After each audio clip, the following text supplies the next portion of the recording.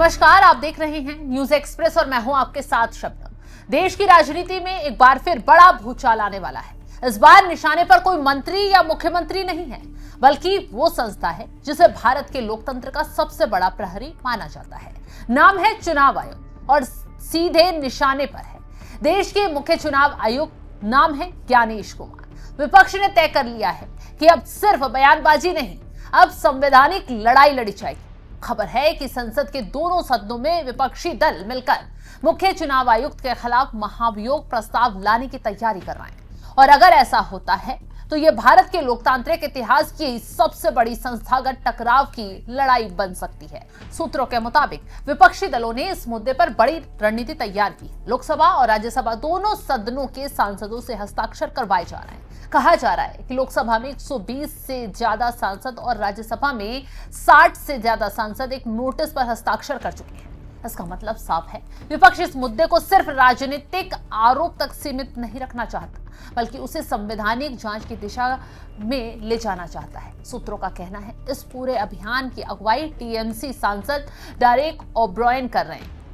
मतलब ये कि सिर्फ एक पार्टी का मामला नहीं रह गया है, बल्कि पूरे विपक्ष की संयुक्त रणनीति बनती जा रही है। आरोपों की सूची है। सबसे दिलचस्प बात तो यह है कि विपक्ष सामान्य आरोप नहीं लगा रहा है, बल्कि मुख्य चुनाव आयुक्त के खिलाफ 7 अलग अलग आरोपों की विस्तृत सूची तैयार की जा रही है। इन आरोपों में सबसे गंभीर आरोप है भेदभावपूर्ण व्यवहार, इलेक्शन फ्रॉड की जांच में जानबूझकर रुकावट, और सबसे बड़ा आरोप एसआईआर प्रक्रिया के जरिए बड़े पैमाने पर लोगों को वोट के अधिकार से वंचित करना। मतलब विपक्ष का दावा है कि चुनाव आयोग की कुछ प्रक्रियाएं लोकतंत्र की बुनियाद को ही प्रभावित कर रही हैं। दरअसल इस पूरे विवाद के पीछे सबसे बड़ा राजनीतिक कारण पश्चिम बंगाल है। आने वाले महीनों में राज्य में विधानसभा चुनाव होने वाले हैं और राज्य की सत्ताधारी पार्टी ममता बनर्जी की पार्टी पहले से ही चुनाव आयोग पर सवाल उठाती रही है। उनका आरोप है कि एसआईआर यानी स्पेशल इंसेंटिव्स रिवीजन की प्रक्रिया के जरिए मतदाता सूची में बड़े पैमाने पर बदलाव किए जा रहे हैं और इससे लाखों मतदाताओं के वोट डालने के अधिकार पर असर पड़ सकता है। और यही वजह है कि अब यह विवाद सिर्फ चुनावी नहीं रह गया है, बल्कि संवैधानिक लड़ाई में बदलता दिखाई दे रहा है। अब हम बताते हैं कि ज्ञानेश कुमार के खिलाफ कैसे आएगा संसद में महाभियोग। सवाल यह है कि क्या वास्तव में मुख्य चुनाव आयुक्त को हटाया जा सकता है? जवाब है हाँ, लेकिन प्रक्रिया बेहद कठिन है।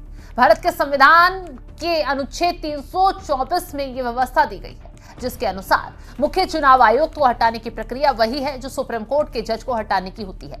मतलब संसद के किसी भी सदन में नोटिस दिया जाएगा। लोकसभा में कम से कम 100 सांसदों का समर्थन, राज्यसभा में कम से कम 50 सांसदों का समर्थन चाहिए। अगर ये शर्त पूरी हो जाती है तो फिर सदन के अध्यक्ष यानी ओम बिरला या राज्यसभा के सभापति उस प्रस्ताव को स्वीकार करने या ना करने का फैसला करते हैं। ध्यान देने वाली बात तो यह है कि ये उनका विवेकाधिकार होता है, यानी प्रस्ताव दिया जाना और उसका स्वीकार होना दोनों अलग बातें हैं।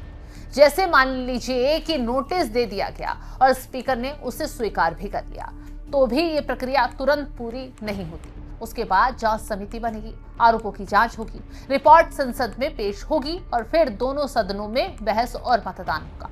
तो अब आप समझ गए होंगे कि क्या होने वाला है। लेकिन विश्लेषकों की माने तो विपक्ष जानता है कि जीत नहीं होगी, लेकिन बहस करके जनता को अपनी बात बता सकता है, जैसे लोकसभा अध्यक्ष को लेकर किया गया।